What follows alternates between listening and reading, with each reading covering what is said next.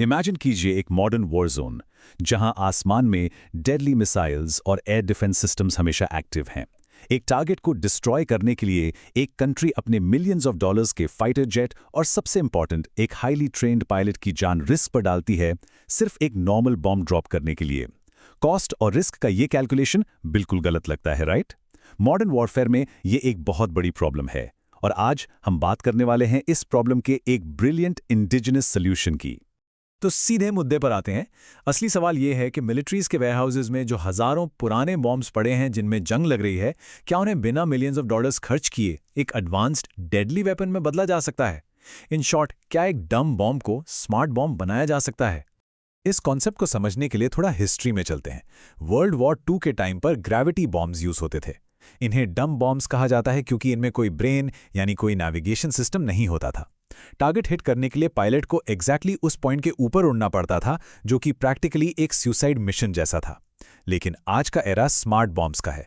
Precision guided weapons जो enemy range के बाहर एक सेफ डिस्टेंस से लॉन्च होते हैं और अपने टारगेट पर बिल्कुल एक्यूरेटली स्ट्राइक करते हैं। आज के इस एक्सप्लेनर सेशन में हम इस पूरी क्रोनोलॉजी को ब्रेक डाउन करेंगे। हम कवर करेंगे कि आखिर ये टारा सिस्टम है क्या, ये टेक्निकली काम कैसे करता है, इसकी स्मार्ट टेक्नोलॉजी में ऐसी क्या खास बात है, इंडिया को स्ट्रैटेजिकली इसकी ज़रूरत क्यों है, ग्लोबल एलीट क्लब में इसकी एंट्री, और फाइनली इसका लॉन्ग टर्म इम्पैक्ट क्या होगा।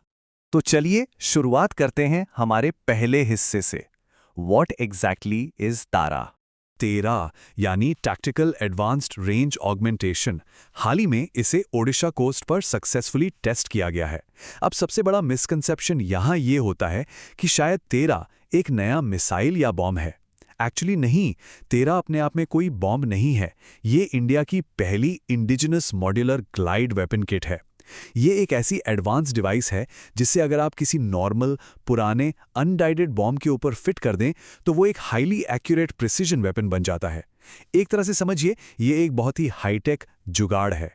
इस किट का पहला successful made in flight trial 7 मई 2026 को कंडक्ट किया गया था। एक फाइटर एयरक्राफ्ट से इसको काफ़ी हाई एल्टीट्यूड पर लॉन्च किया गया और उस टेस्ट ने सबको दिखा दिया कि इस सिस्टम का इंटीग्रेशन कितना स्मूथ और ऑपरेशनली डेडली है। और इस अचीवमेंट का क्रेडिट सिर्फ किसी एक ऑर्गेनाइजेशन को नहीं जाता, ये एक मैसिव कोलैबोरेटिव एफर्ट का रिजल्ट है। इसे डीआरडीओ की हैदराबाद बेस्ड रिसर्च सेंटर इमारत यानी आरसीआई ने डिज़ाइन किया है। इस प्रोसेस में इंडियन एयरफोर्स ने अपनी on ground operational requirements share की और इसके मास प्रोडक्शन को रियलिटी बनाने में प्राइवेट सेक्टर यानी डेवलपमेंट कम प्रोडक्शन पार्टनर्स का बहुत बड़ा रोल रहा है। अब यहाँ से टेक्निकल एस्पेक्ट थोड़ा और इंटरेस्टिंग हो जाता है। आखिर ये सिस्टम प्रैक्टिकली काम कैसे करता है? इसका ऑपरेशनल सीक्वेंस बिल्कुल एक एक्शन मूवी जैसा लगता है। सबसे पहले एयरक्राफ्ट इस सिस्टम को 10,000 से 45,000 फीट की ऊंचाई से ड्रॉप करता है। रिलीज होते ही मैजिक शुरू होता है। इसके अंदर के विंग्स अनफोल्ड हो जाते हैं, जिससे इसे एरोडायनामिक लिफ्ट मिलती है। अब ये पत्थर की तरह सीधा नीचे नहीं गिरता, बल्कि 650 किलोमीटर पर आवर की स्पीड से हवा में हॉरिजॉन्टल ग्लाइड करता है। रास्ते में ये आईएनएस और आईएसआरओ के नाविक सैटेलाइट्स का यूज करके खुद को नेविगेट करता है और एंड में एक इंफ्रारेड सीकर की मदद से टारगेट पर पिन पॉइंट स्ट्राइक करता है। अगर इसको बहुत ही सिंपल टर्म्स में समझना हो तो सोचकर देखिए कि किसी के पास एक बहुत पुरानी बेसिक साइकिल हो और उस साइकिल में एक एडवांस्ड मोटर किट और जीपीएस फिट करके उसको एक स्मार्ट ई बाइक बना दिया जाए। तारा एग्जैक्टली यही करता है। एक आउटडेटेड अनगाइडेड बॉम्ब को उठाकर उसको 21वीं सेंचुरी के मॉडर्न वॉरफेयर वेपन में ट्रांसफॉर्म कर देता है।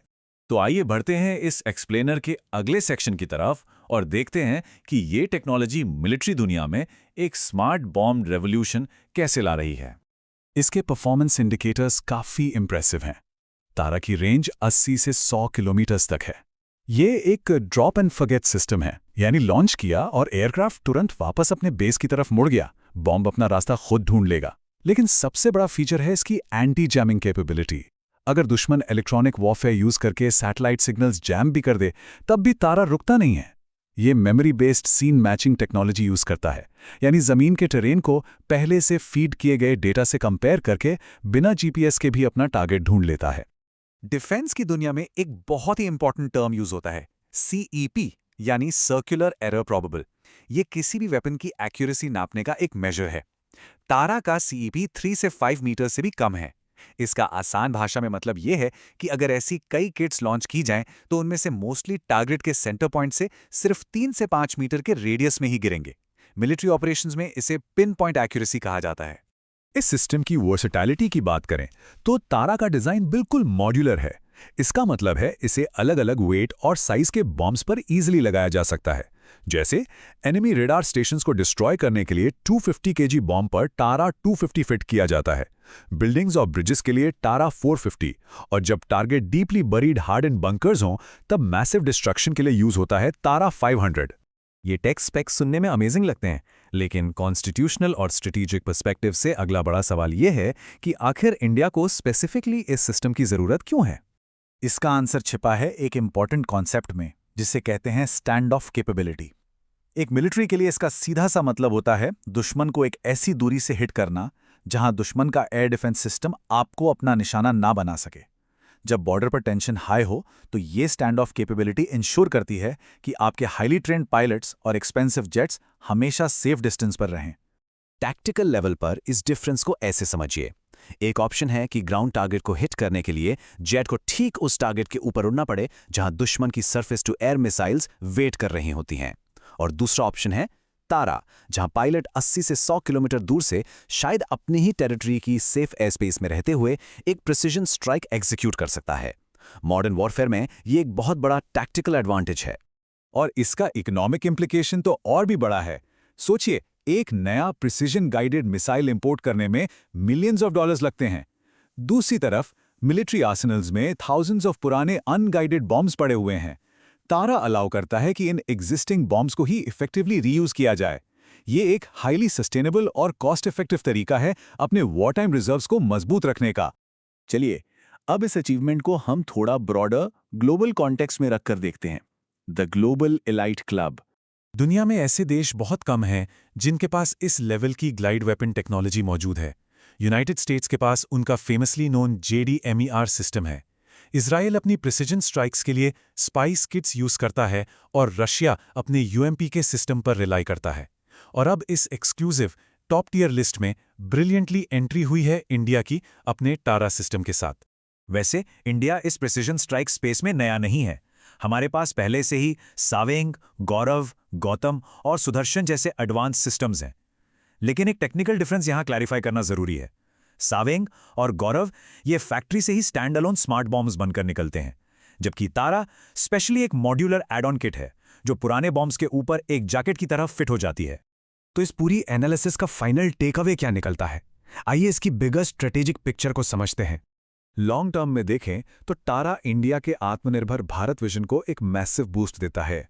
जब एक देश फॉरेन वेपन्स इंपोर्ट करता है तो उनके प्रोप्राइटरी सॉफ्टवेयर और सर्वर्स पर रिलायंस बन जाता है, जो नेशनल सिक्योरिटी के लिए रिस्की हो सकता है। लेकिन टारा 100% इंडिजिनस है, और उसके साथ ही आने वाले वक्त में इंडिया इस लो कॉस्ट और हाईली इफेक्टिव टेक्नोलॉजी को फ्रेंडली नेशंस को एक्सपोर्ट करके ग्लोबल डिफेंस मार्केट में भी एक बड़ा प्लेयर बन सकता है। इस एक्सप्लेनर सेशन को हम इस एक मेजर थॉट प्रोवोकिंग सवाल के साथ एंड करेंगे। अगर एक ऐसी लो कॉस्ट किट बन सकती है जो डेकेड्स पुराने स्टॉकपाइल्स को एलीट प्रिसिजन वेपन्स में बदल दे, तो आने वाले कल में ग्लोबल कॉन्फ्लिक्ट्स का इकोनॉमिक्स किस तरह रीडिफाइन होगा। ये अचीवमेंट साफ दिखाती है कि फ्यूचर वॉरफेयर सिर्फ उसकी जीत नहीं होगी जो सबसे ज्यादा पैसे खर्च करता है, बल्कि उसकी होगी जो सबसे स्मार्ट इंडिजिनस इनोवेशन करता है। इस एनालिसिस से आशा है कि आपको इस क्रिटिकल डिफेंस टेक पर काफी क्लैरिटी मिली होगी। Keep exploring and keep learning.